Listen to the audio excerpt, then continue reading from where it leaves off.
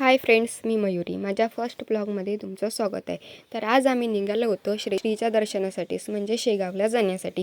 माझ्या मुलाचा हा ट्रेनचा पहिला प्रवास होता. तो खूप आगळा-वेगळा अनुभवत होता. त्याला ट्रेनमध्ये एक दीदी भेटली. तिच्यासोबत तो खूप एन्जॉय करत होता. एन्जॉय करता करता आमचा 1.5 तासाचा प्रवास संपला आणि आम्ही पोहोचलो स्टेशनला. स्टेशनवरून आम्ही निघालो ऑटो करून मंदिराकडे जाण्यासाठीच.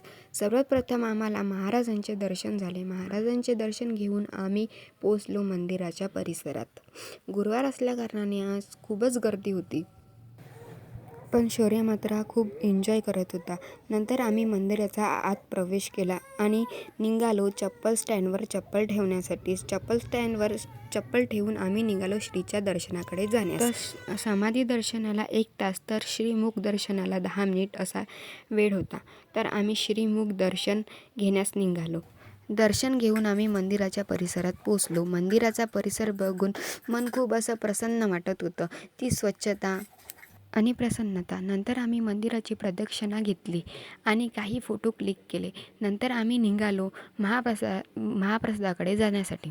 तुम्हा सर्वांना तर माहीतच असेल, जगातील सर्वात मोठी अन्नशाला, जगातील सर्वात मोठे रसोईघर हे चालत असेल तर आपल्या संत गजानन महाराजांच्या चरणी. नंतर आम्ही महाप्रसादाचा लाभ घेतला, पण शौर्य मात्र हा खूप चिडचिड करत होता.